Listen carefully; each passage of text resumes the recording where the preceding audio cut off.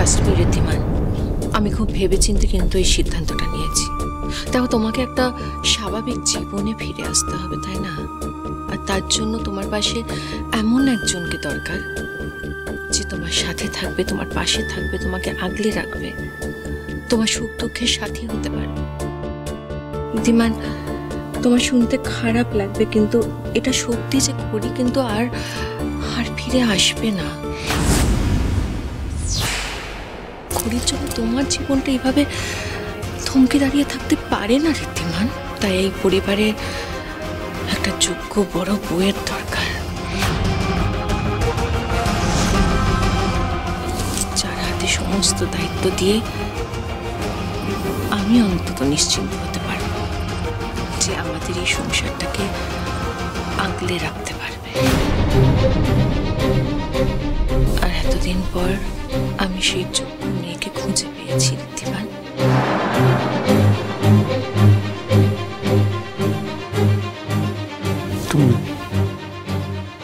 তুমি কার কথা বলছো মা? তানি। আমি তানির কথা বলছি। তোমার সেই বন্ধু যে তোমার বিপদের দিনে তোমার পাশে এসে দাঁড়িয়েছে, তোমার খেয়াল রেখেছে, তোমাকে আগলে রেখেছে। তানি তোমার জন্য সঠিক জীবন সঙ্গী হবে ঋদ্ধিমান। কিন্তু মা, তানি তো আমার... এটা হয় না। আমি তোমাকে বলেছিলাম না বড় বৌমা, ঋদ্ধি কখনো এই বিয়ে মেনে নিতে পারে না। ওর জীবনে খড়ির জায়গাটা ও কখনো কাউকে দেবে না। হ্যাঁ বড় মা, দা ভাইয়ের পাশে অন্য কাউকে আমরা ভাবতেই পারি না। বড় মামি, ঋদ্ধি কার সাথে সারাটা জীবন কাটাবে এই ডিসিশনটা ঋদ্ধি নিজে নিক না। আর তাছাড়া ঋদ্ধির মন থেকে জোর করে খড়ির চিন্তা, খড়ির স্মৃতি এগুলো কি মুছে ফেলা ঠিক হচ্ছে? কি ঠিক হবে আর না হবে সেটা ঋদ্ধি ডিসাইড করুক।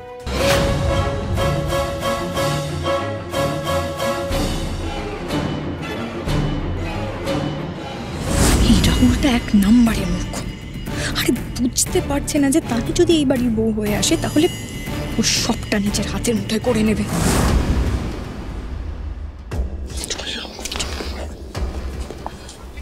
ব্যাপারটা কি বলতো ব্রো, এই তানির সাথে দাদা ভাইয়ের বিয়ে হলে আমাদের কি কোনো লাভ হবে? লাভ ওইভাবে হয় না, তুই যে কবে বুঝবি এটা। লাভ খুঁজে নিতে হবে। ঋদ্ধি তুই প্লিজ আমায় একটা সুযোগ দিয়ে দেখ। আমি জানি আমি খড়ির জায়গা কোনোদিনও নিতে পারবো না, কিন্তু আমি ওকে সারা জীবন আমার আদর্শ মেনে চলবো। আমি কখনো তোকে একা ছেড়ে যাব না, আর কারোর জন্য কোনো প্রবলেমে পড়তে তোকে আমি দেব না, আমি কথা দিলাম। বিশেষ করে এই মেয়েটাকে তো আমি তোর কোনো ক্ষতি করতেই দেব না। You shut up. Just shut up. কোন সাহসে তুমি আমার সাথে এভাবে কথা বলছো? শোনো, তোমার মতন মেয়ে যে নিজের স্বার্থের জন্য অন্যের ক্ষতি করতে পারে তাকে আর যেই হোক এই ঈর্ষা ভয় পায় না।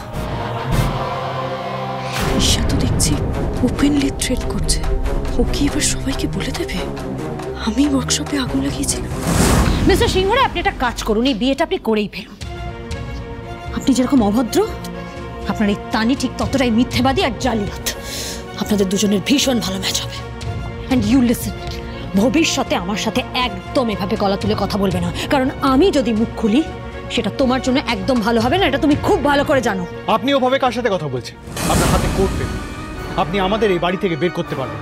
এত অডাসিটি কোথা থেকে আসে যে আপনি ওর সাথে ওভাবে কথা বলছেন? আপনি ওর হয়ে কথা বলছেন, আমার অডাসিটি নিয়ে প্রশ্ন তুলছেন? আপনার কোনো আইডিয়া আছে এই মেয়েটা আমার বেস্ট ফ্রেন্ড?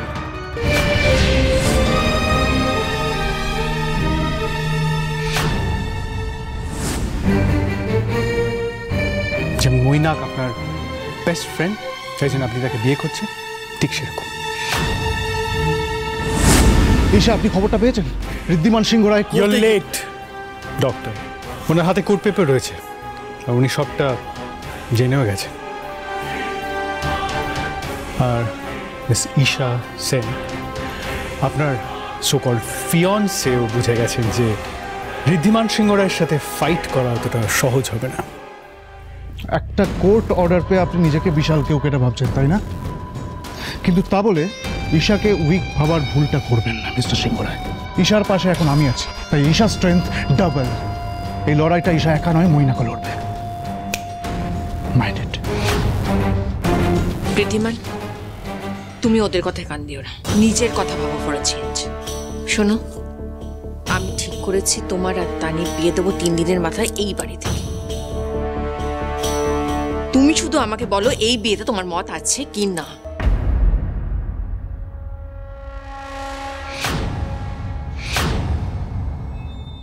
মত আছে মা, এই বিয়ে আমি করব।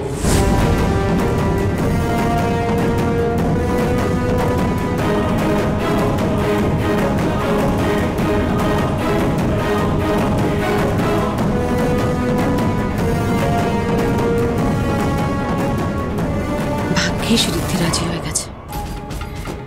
এবার তাহলে সুযোগ বুঝে বাবাকে কুণালের বিয়ের ব্যাপারটা বলতে হবে। চলে যাচ্ছেন কেন? আপনাকে দেখে মনে হচ্ছে আপনি আমার বিয়ের কথা শুনে খুব একটা হ্যাপি হননি। You're jealous. Are you kidding me? আমি আপনাকে নিয়ে জেলাস হব?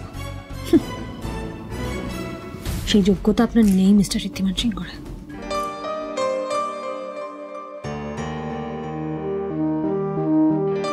যতই লুকোনোর চেষ্টা করুন, তবু আপনার জেলেসি, অস্বস্তি সবটা চোখে মুখে ফুটে উঠছে।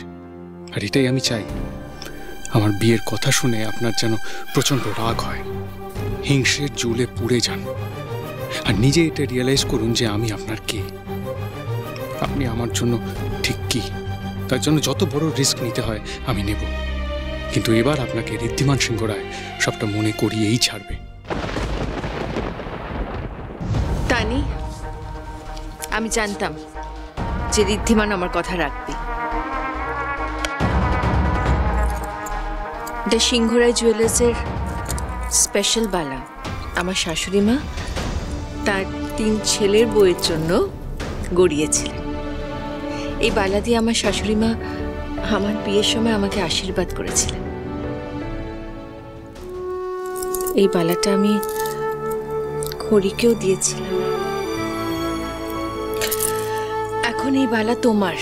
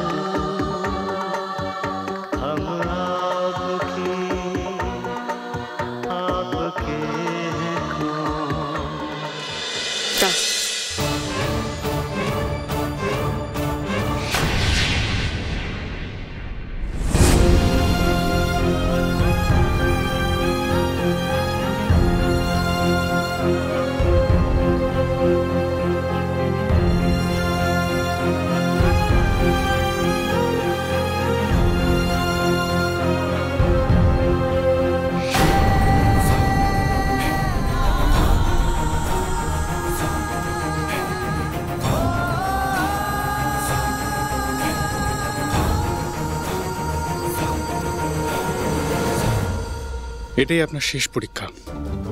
এবার ঋদ্ধিমান সিংহ রায়ের এই শেষ চালে হয় সত্যিটা সামনে আসবে, নয় সবটা তছনছ হয়ে যাবে।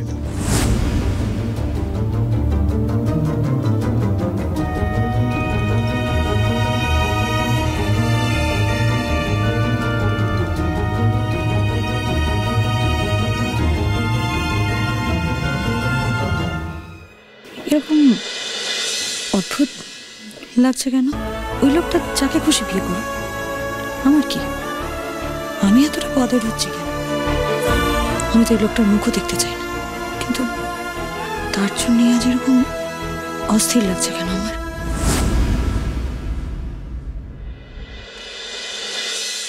ম্যাডাম, ঈশার স্কুল থেকে জানতে পেরেছি উনি লেখাপড়ায় খুব একটা ভালো ছিলেন না, খুবই অ্যাভারেজ। হাতের কাজেও পটু ছিলেন না, তবে নানা রকম স্পোর্টসে ওনার খুব আগ্রহ ছিল। স্কুলের কোনো ছবি পেয়েছো? ইয়েস ম্যাডাম, এই যে অ্যানুয়াল স্পোর্টস ডের কিছু ছবি আছে, যেখানে টিচাররা ঈশা বলে আইডেন্টিফাই করেছেন, তার সাথে আপনার মেজদির মতন দেখতে যিনি, তার চেহারার কোনো মিল নেই। ম্যাডাম, এই ছবিটা দেখুন, এটা স্কুলের রেজিস্টার থেকে আমি পেয়েছি।